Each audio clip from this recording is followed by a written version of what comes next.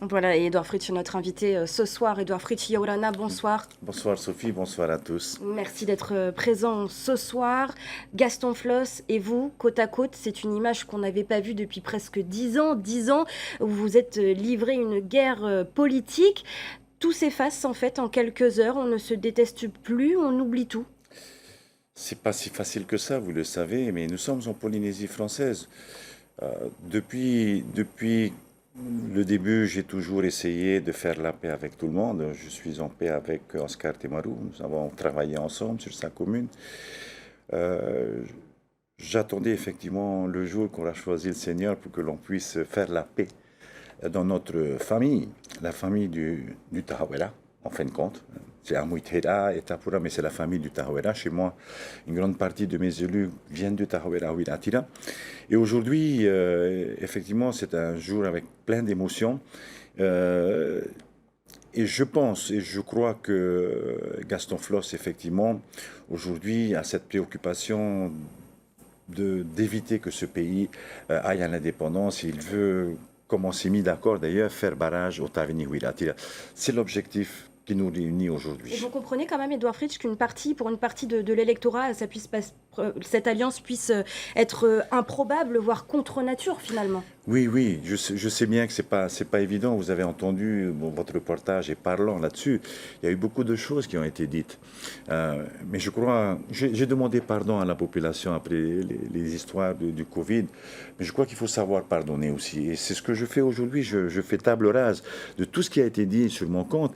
Et je me dis qu'aujourd'hui, effectivement, il faut qu'on se tienne par la main, car c'est le seul moyen, je l'ai dit lundi soir ici, sur TNTV, c'est le seul moyen dont nous disposons aujourd'hui pour faire barrage. Mais vous ne craignez pas que par cette alliance, vous perdiez autant d'électeurs que vous en gagnerez?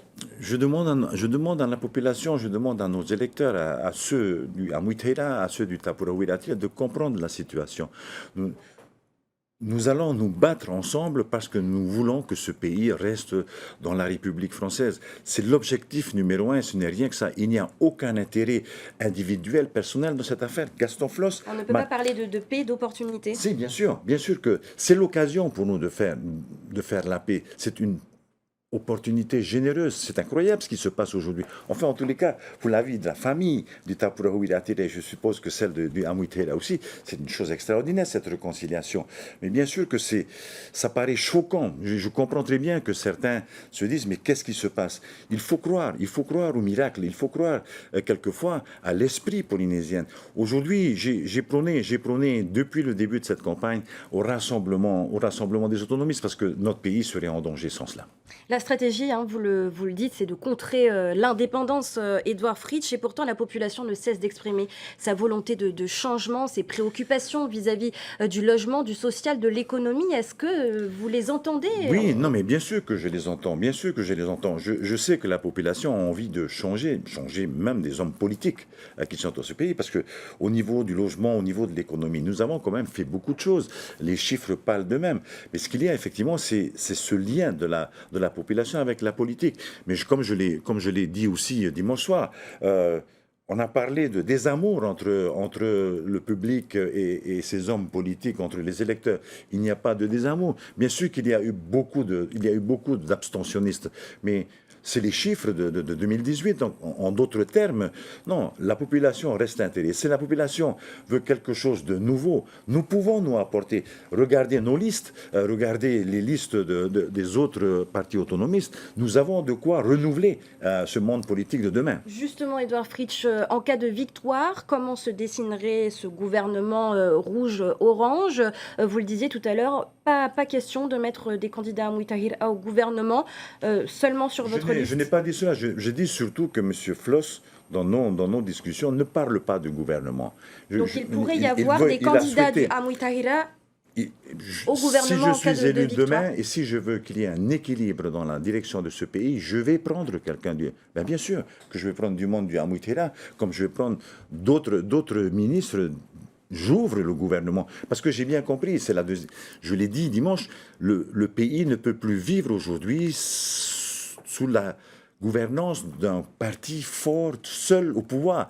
Aujourd'hui, il faut partager ce pouvoir. Aujourd'hui, il faut ouvrir le gouvernement. Et il faut surtout que ces partis autonomistes se réunissent tout en respectant leur personnalité aux uns et aux autres. Alors cette union, elle n'est pas sans contrepartie, hein. Édouard Fritsch, vous avez concédé sur la TVA sociale que vous comptez supprimer progressivement jusqu'en 2024. Est-ce qu'il y aura d'autres changements, d'autres nouveautés fiscales en cas de victoire? Pour le moment, j'ai obtenu effectivement de Gaston Floss que l'on puisse le faire progressivement. Parce que Gaston Floss, il a géré ce pays.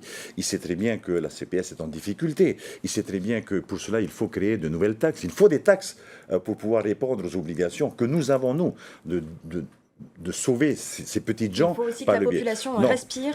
On a effectivement, on est tombé d'accord sur ces deux étapes, c'est-à-dire à savoir tout de suite de baisser cette taxe de 0,5%, donc de mettre 0,5%, mais de rechercher ensemble les solutions avant de la supprimer totalement. Et ce que j'ai promis, c'est qu'effectivement, au 1er janvier 2024, nous trouverons une solution. Parce que j'ai entendu cette population qui, effectivement, a beaucoup de mal à accepter cette taxe de 1%.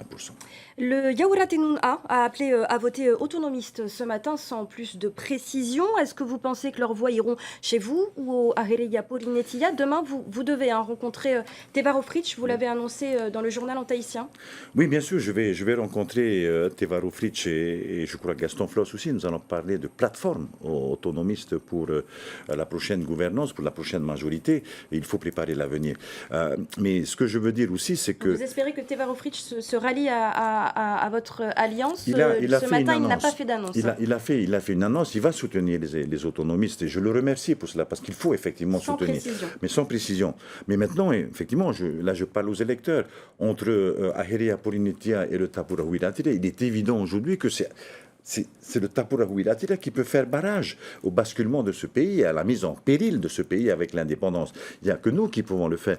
Donc oui, merci Teva. Bien sûr que j'aurais souhaité que ça soit plus précis sur le soutien, mais c'est bien déjà. C'est bien déjà que Teva annonce qu'on va soutenir les autonomistes. Le Ahereya Polinetia qui a choisi, lui, de partir seul. On le sait, c'est maintenant la troisième force politique de ce pays. Est-ce que vous le craignez? Tous les adversaires, il faut faire attention. Bon, je crains parce que, en fin de compte, dans le schéma qui se présente à nous aujourd'hui, le Ahereya Polinetia va être, en fin de compte, le facilitateur de l'arrivée au pouvoir d'Oscar Temarum. C'est ça que je crains, puisque c'est encore des voix autonomistes qui ne viendraient pas autour du Tapurahuiratira pour battre les indépendantistes. Donc, oui, j'ai une crainte de ce côté-là, mais bon, de toute façon, ils ont passé le premier tour, libre à eux. Le mot d'ordre pour cet entre-deux tours Venez nous aider dans cette entreprise périlleuse que nous sommes en train de mettre en route aujourd'hui. Vous avez vu qu'on est capable de mettre de côté tout ce qui nous sépare, tout ce qui nous divise et de se réunir pour un objectif précis, c'est celui de faire barrage à l'indépendance de notre Polynésie. Merci. Merci beaucoup, Édouard Fritsch, d'avoir été présent ce soir. Merci bien.